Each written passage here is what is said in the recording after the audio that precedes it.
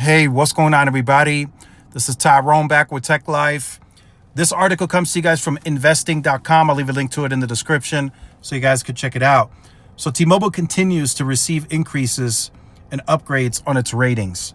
So Moody's upgrades T-Mobile's unsecured rating to Baa1. So T-Mobile continues to get backed by these groups and analyst firms from an outlook from stable to positive.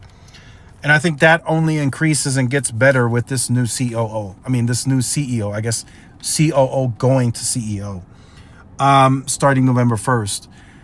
So from what I've seen recently, Gopalan, who's the new CEO or going to be the new CEO, is labeled a operation mastermind. Like he's very well versed when it comes to financials, and he's very, very tight on operations, right? So today, right, we think, okay, T-Mobile's making more profit than ever before.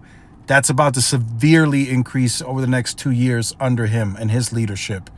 So you can expect everything, right? Everything that comes to mind with hearing that he's an operations mastermind: price increase, job cuts, store closures.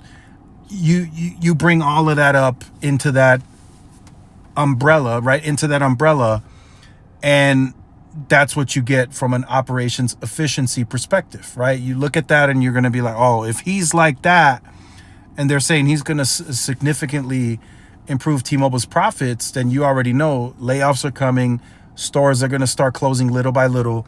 I think the way that works with the stores, and I've been through this before with Radio Shack when they were on their last legs, right? You look at leases. You look at your store leases on a nationwide scale, right?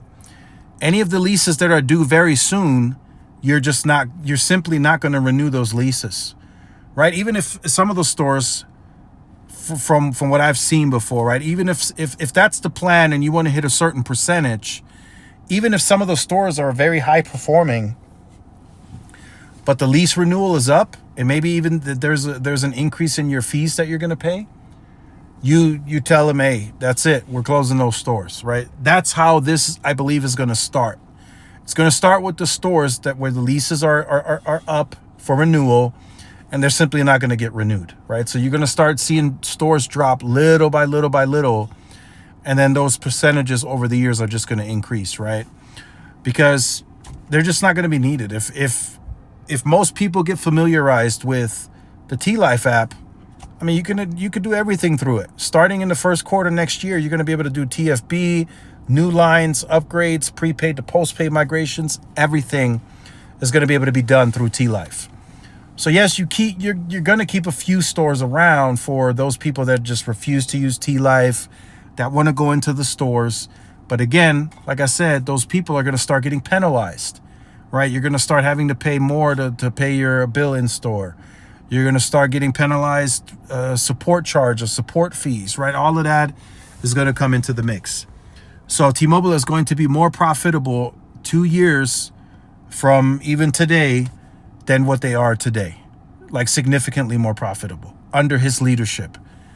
And that's just backtracking Gopalan's previous roles that he's held for Deutsche Telekom, Vodafone, and several other companies. 16 years of wireless experience. That's a lot, right? And he's pretty good from what many say.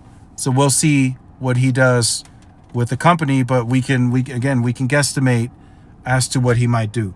But in the meantime, T-Mobile is continuing to get upgrades on ratings from stable to positive.